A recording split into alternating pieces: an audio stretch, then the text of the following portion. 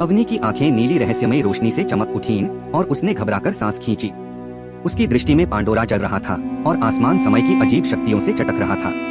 तैरते पहाड़ों के बीच विराट और अवनी ने घनी बेलों को हटाया।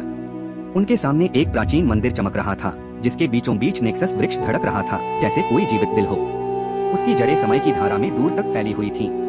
कहीं दूर एक हाईटेक कमांड सेंटर में जनरल विक्रम सेन पांडोरा के अतीत के होलोग्राम देख रहा था। इतिहास फिर से लिखो, उसने गुर्राते हुए कहा। अगर हमें कभी हराया ही न गया होता तो यह दुनिया हमारी होती। मंदिर के अंदर प्राचीन मंत्र गूंजने लगे और अग्नि के चारों ओर सुनहरी रोशनी लहराने लगी। नेक्सस वृक्ष की चमकती जड़ों से एक योद्धा प्रकट हुई, एक पुरानी नावी स्त्री जिसके शरीर पर प्राचीन चिन्ह थे और हाथ में भाला था जो स्वयं समय में ढला हुआ था। तारा वापस आ चुकी थी। छायाओं में छिपा तुषार धीमे से अपने संचार यंत्र में फुसफुसाया, वे मुझ पर भरोसा करते हैं। इंसान यह युद्ध जीतेंगे। लेकिन जैसे ही उसने मशीनों को पवित्र भूमि जलाते देखा, एक जहरीले तीर की तरह अपराध बोध उसके दिल में चुभ गया। समय की जड़ों से योद्धा निकलने लगे, प्राचीन नावी जनजातियों के लड़ाके, खोए युगों के बख्तरबंद योद्धा, सभी एक साथ खड़े होकर युद्ध लड़ने लगे, जबकि नेक्सस वृक्ष की धड़कन तेज हो रही थी। विराट की आंखों में आंसू थे जब अग्नि ने अंतिम बार उसकी ओर देखा।